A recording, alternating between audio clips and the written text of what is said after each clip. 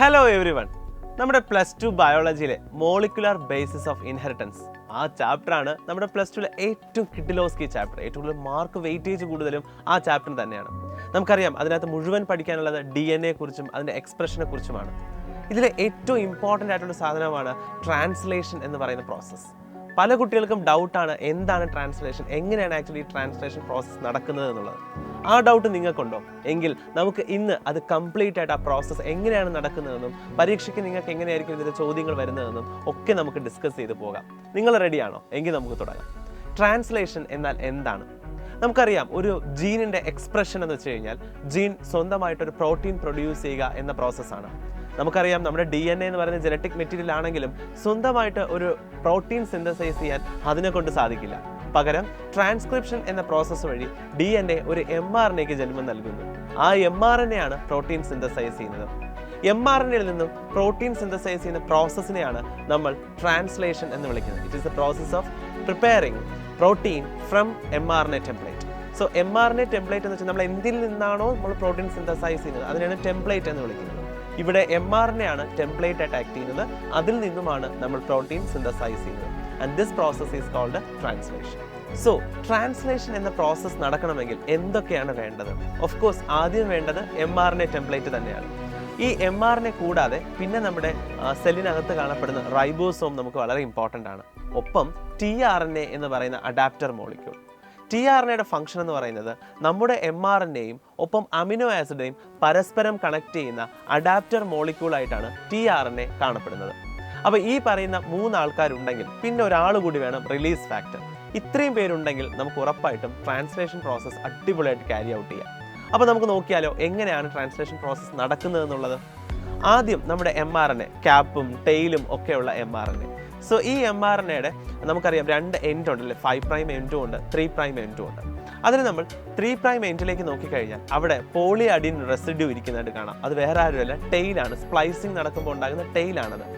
അതുപോലെ തന്നെ അതിൻ്റെ 5' എൻഡിൽ നോക്കിക്കഴിഞ്ഞാൽ, അല്ലെങ്കിൽ 5' എൻഡിലേക്ക് നമ്മൾ നോക്കിക്കഴിഞ്ഞാൽ അവിടെ നമുക്ക് ആരെ കാണാം? നമ്മുടെ മീഥൈൽ ഗ്വാനോസിൻ ട്രൈഫോസ്ഫേറ്റിൻ്റെ ക്യാപ്പും നമുക്ക് അവിടെ കാണാം. അപ്പോൾ ഈ ക്യാപ്പിങ്ങും ടെയിലിങ്ങും ഉള്ള mRNA സീക്വൻസിലേക്ക് റൈബോസോം വരുന്നു. റൈബോസോമിന് 2 യൂണിറ്റുകളാണുള്ളത്, ഒരു സ്മോളർ യൂണിറ്റും ഒരു ലാർജർ യൂണിറ്റും. അയാൾ ആരെ തേടി വരുന്നതെന്ന് അറിയാമോ? ഇനിഷ്യേറ്റർ കോഡോൺ ആയിട്ടുള്ള AUG. സോ ഈ AUGയുടെ ആൻറ്റി കോഡോൺ ഉള്ള tRNA അവിടെ വന്ന് ആദ്യം അറ്റാച്ച് ചെയ്യും. അപ്പോൾ അവിടെ സ്വാഭാവികമായിട്ടും tRNA ചാർജ് ചെയ്ത ഒരു tRNA ആയിരിക്കും, എനർജി റിച്ച് ആയിട്ടുള്ള tRNA ആയിരിക്കും അവിടെ വരുന്നത്. അത് വന്നിരിക്കുന്ന സമയത്ത് അതിൻ്റെ ഏറ്റവും അമിനോ ആസിഡ് റിസപ്റ്റർ എൻഡിലായിട്ട് നമ്മൾ നോക്കിക്കഴിഞ്ഞാൽ അവിടെ നമുക്ക് മെഥിയോണൈൻ എന്ന് പറയുന്ന അമിനോ ആസിഡും കാണാം. സോ ഈ പറയുന്ന ഫസ്റ്റ് tRNA വന്ന് അവിടെ ആദ്യം അറ്റാച്ച് ചെയ്യുമ്പോൾ ലാർജർ യൂണിറ്റ് വന്നിട്ട് റൈബോസോമിൻ്റെ ലാർജർ യൂണിറ്റ് അതിനെ കവർ ചെയ്യും. ഓക്കെ, സോ ഇങ്ങനെയാണ് ഈ പ്രോസസ്സ് സ്റ്റാർട്ട് ചെയ്യുന്നത്. This is called initiation. അതിനുശേഷം സെക്കൻഡ് കോഡോണിനനുസരിച്ചിട്ടുള്ള tRNA അവിടെ വരുന്നു. ആ tRNAയിൽ ആര് കാണും? അതിൻ്റേതായിട്ടുള്ളൊരു അമിനോ ആസിഡും അവിടെ കാണും. സോ ഈ 2 അമിനോ ആസിഡ്സും പരസ്പരം ജോയിൻ ചെയ്യും യൂസിങ് പെപ്റ്റൈഡ് ബോണ്ട്. അങ്ങനെ പെപ്റ്റൈഡ് ബോണ്ട് ഉപയോഗിച്ച് 2 അമിനോ ആസിഡ്സ് പരസ്പരം എന്ത് ചെയ്തു? ജോയിൻ ചെയ്തു. ഈ പ്രോസസ്സ് ഇനി കണ്ടിന്യൂ ചെയ്യും. അപ്പോൾ ഈ സമയം നമ്മുടെ റൈബോസോം ഒരു എൻഡിൽ നിന്നും മറ്റൊരു എൻഡിലേക്ക് മൂവ് ചെയ്യും. അപ്പോൾ റൈബോസോം ഒരു എൻഡിൽ നിന്ന് മറ്റൊരു എൻഡിലേക്ക് മൂവ് ചെയ്യുന്നതനുസരിച്ച് അനദർ tRNA വരുന്നു. tRNAകൾ വരുന്നതനുസരിച്ച് അമിനോ ആസിഡുകൾ പരസ്പരം ജോയിൻ ചെയ്യുന്നു. അങ്ങനെ അമിനോ ആസിഡിൻ്റെ നീളം ഇൻക്രീസ് ചെയ്യുന്നു. ഈ ലെങ്ത് ഇൻക്രീസ് ചെയ്യുന്ന സെക്കൻഡ് സ്റ്റെപ്പിനെയാണ് നമ്മൾ ഇലോങ്ങേഷൻ എന്ന് വിളിക്കുന്നത്.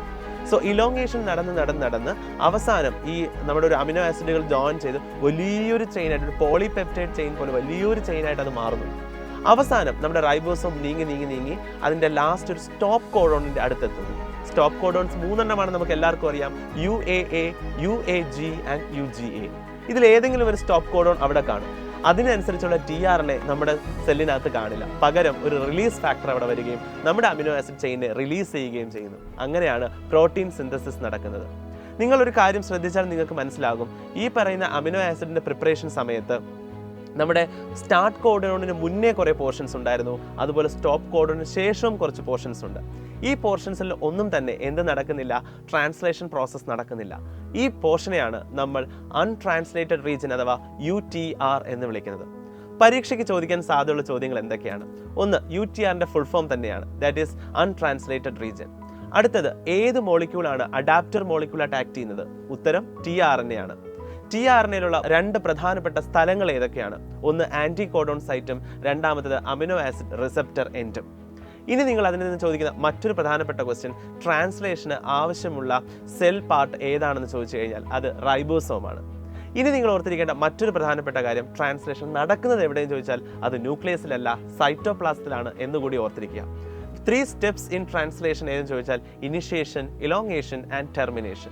ഈ പ്രോസസ്സ് അവസാനിക്കുന്നതിനെയാണ് ടെർമിനേഷൻ എന്ന് വിളിക്കുന്നത്.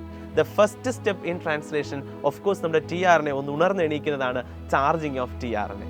സോ നിങ്ങൾക്ക് ഇപ്പോൾ ഒരു ഐഡിയ കിട്ടി കാണും എങ്ങനെയാണ് ട്രാൻസ്ലേഷൻ പഠിക്കേണ്ടതെന്നും എന്താണ് ട്രാൻസ്ലേഷൻ പ്രോസസ്സ് എന്നും.